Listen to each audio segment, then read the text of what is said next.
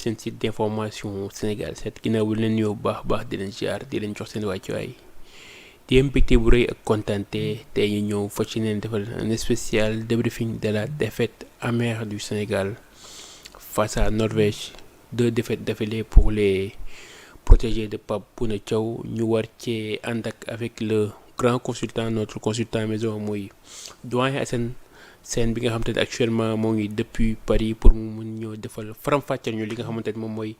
défaite yi doyen Assane maa ngi lay nuyu bu baax a baax di la ziar di la jox say wàccuwaay di la dara suñu site d'information Sénégal 7. maa ngi lay fay Pape maa ngi nuyu internet yëpp xaw ma nag yow nag nga amee mbégte ak kontaante pour faram-fàccee li xew bon xëy na du doon naqar mais kontaante moom wax dëgg yàlla am métit moo gën a juste dinañ ko jéem a faram-fàccee xool ba xam lan moo xew ak lan moo xewul mais wax dëgg yàlla défaite bi ni nga ko waxee ci tubaab amer na trop tegle ñaari défaite yu metti bu ci nekk aussi jàngat bi uteeg moroomam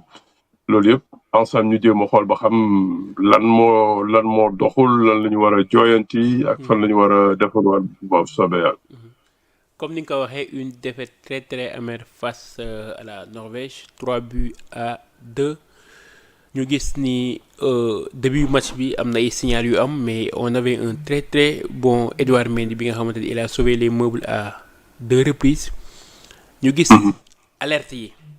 premier but 3 buts boo xoolee yëpp erreur de Kalidou Koulibaly premier but Kalidou deuxième but Kalidou est-ce que le coach Pape Thiaw war woon teel a jël ay responsabilités am teel a génne ki nga xamante ne moom mooy Kalidou Koulibaly parce que Kalidou Koulibaly il a montré vraiment ses limites si match bi. waaw xam nga Pape coaching moom yenn saa yi comme ni ko adage bi di waxee en général un coach il meurt avec ses idées. Bon, Pape a voulu aller dans ses idées, dans ses certitudes, mais malheureusement ces certitudes l'ont détruit, yóbbu nañ ko fu mu xamul parce que bi ñu boo dellusee tout rek ci composition d'équipe bi mooy wane ne Pape moom la mu gëm ak ña mu gëm na leen malgré li am après France coow li ci topp yëpp ça aussi c'est bon c'est un mérite il faut que nga mun a am sa courage wu dem ci sa gëm-gëm dem na ci gëm-gëmam nag tey gëm-gëmam notamment son patron son capitaine parce que tam pa Ibrahima football du fenn football dafa am loo xam ne mënul jaas il faut que football nga compétitif il faut que football nga pare il faut que football sa yaram ak say tànk yëpp pare mais déjà Koulibaly am na handicapu âge dugg na am na handicapu fa muy compétir niveau ba du fi gën a wóor am na handicapu jóge ci blessure 2 mois jóge ci blessure mun a jóge 2 mois ci blessure mun a yem ak koo xam ne ba démb mu ngi compétir ba démb mu ngi compétitif maanaam di jouer bu baax dooleem di yokk muy gën a am lu ko wóor mais moom fa mu jóge dafa sori tellement que bon man ci njëlbéen premier match France pour xar kanamu équipe bi bañ a tasaaroo munoon naa nangu nga andi ko mais est-ce que tout de suite ak temps bi mu toog ak dooleem fi mu toll ak ni ma ko waxee âge bi fi mu toll mu tegle ñaari match yu rapide yu am intensité tey xamoon nañ ne suñu adversaire tey défendre ci alaan loolu il faut que nga teel a yeewu il faut que nga teel a xëy il faut que nga teel a pare. soo fa nekkee di am lu la wóor lu la laam-laame da nga koy fay cash et malheureusement loolu yëpp yokku ci moom ci boppam sax muy def ay erreurs individuelles yoo xam ne c'est intolérable donc Pape a voulu aller avec ses idées il a voulu mourir avec ses idées moi je pense qu'il s'est tué avec ses idées malheureusement nag neexu la wax mais loolu moo am ba mu amee nag dëgër na dëgërul bopp est-ce que la mu yore yëpp du loolu rek la amoon loolu nag après beneen analyse bu gën a sori bu ñu jógee ci lii ba def évaluation bu rëy moo ñu koy mën a wax mais li wóor daal mooy ci lu factuel li nga xam ne fee yi wane nañ ko la mu gëmoon du lu baax.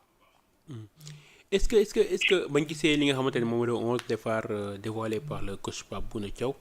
mu mettraat ñi nga xamante ni moom mooy 11 hommes yi nga xamante ni moom la tegoon contre France est-ce que ba nga gisee 11 bi d'accord nga ak le coach Pape Thiaw.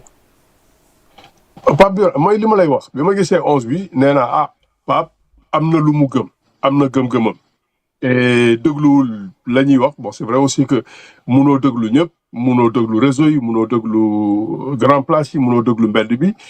bon pour moom xëj na am na lu mu bugg a protéger buggul tasaare équipe am parce que tout de suite bu defee ñeenti changement yu radical am na ñoo xam ne da ngeen di seen bopp jiixi jaaxa notamment ku mel ni Ismaïla Sarr mi dugal ñaari but mu delloosi ko reconfirmer ko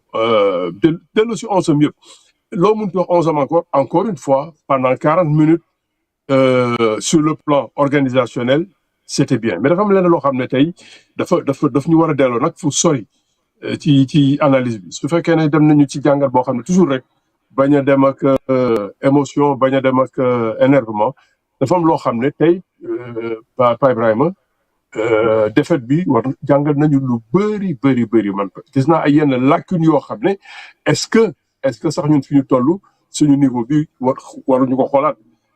j'ai l'impression que ñun dañu jógee CAN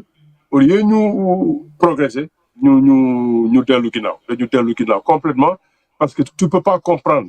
sur un match ci niveau bi yenn sax erreur individuelle yenn manque de justesse ngay def passe amoo pression kenn jegewu la nga passe ko ci biti wala nga passe ko ci ginnaaw waa ji dans les attitudes dans les expressions corporelles loolu yëpp soo ko xoolaatee ñu bëri soo xoolee seen xar kanam tey day mel ni xamuñu enjeu match bi tey lan la tey nga war a xam ne da nga war a joxe lépp li nga am dem ba jeex j'ai vu ñoo xam ne dafa mel ni dañ doon yoot soo xoolee seen kanam li gars yi di wax le langage corporel mais ñi dañ lay woon ne li ñu andi tey mënuloo ko sax expliquer donc moom moo am l'attitude def li mu yaakaar ne loolu la mais tey après soo paree yow yaay wëlbatu ko tamit xool sa bopp li nga def naka la j'ai pas mal de joueurs tey xàmmewuma leen ci espèce de détermination ci engagement j'ai pas reconnu boo xoolee Noël Assane bu ñu ñëwee ci statistiques yi Sénégal mooy am 58% de possession de balle. Norvège mooy am 42. kon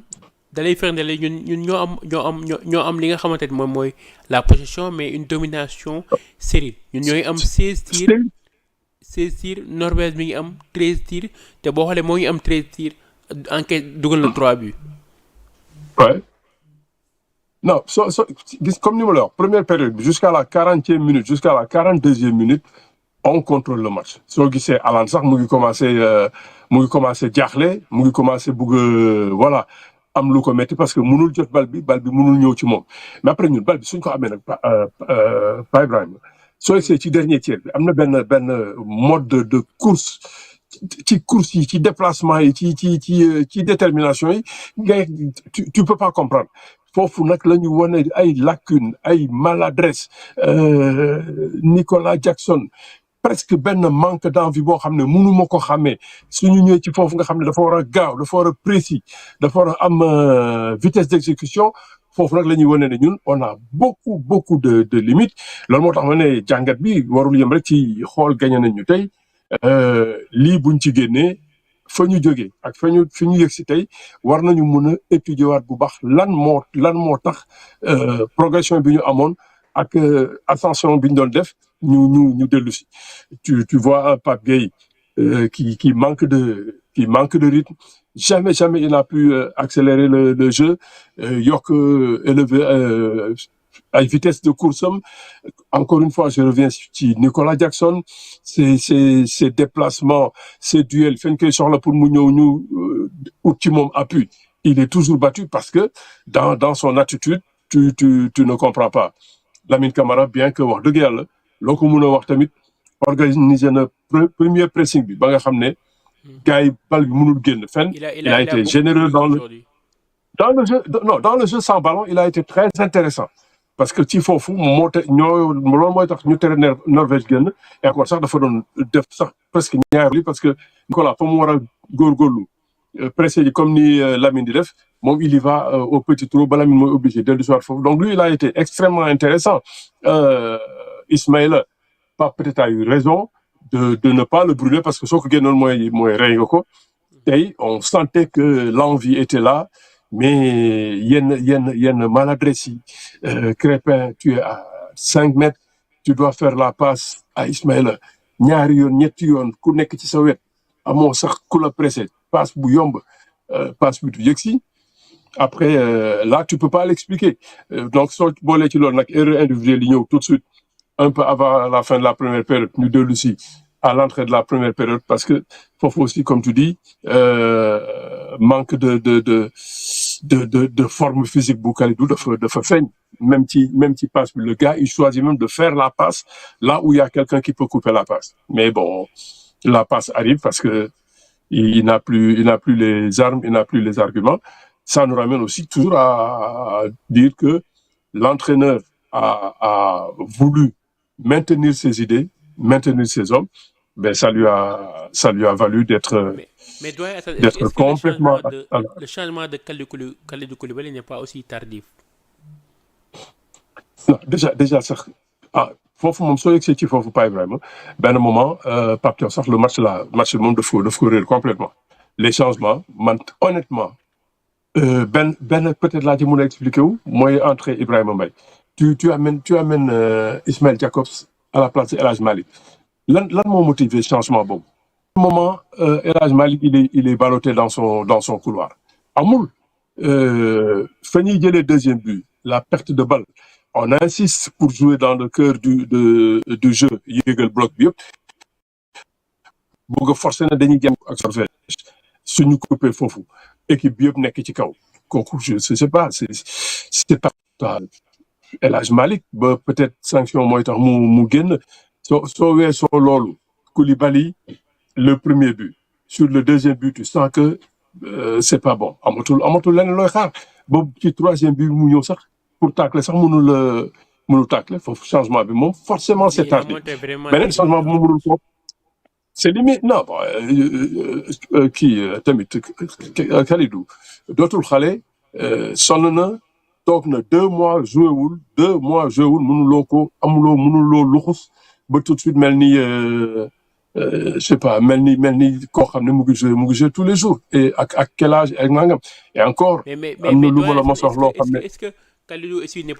n'est pas un tricheur parce que moom responsabilité bi nga xam nekk capitaine yow boo mënul war nga wax coach bi carrément que coach je ne peux pas man mënuma jouer match bi. Bon, tricheur, je ne pense pas. Il a été toujours présent, il a été toujours là, que muy dem di tricher yaakaaruma ko mais dafa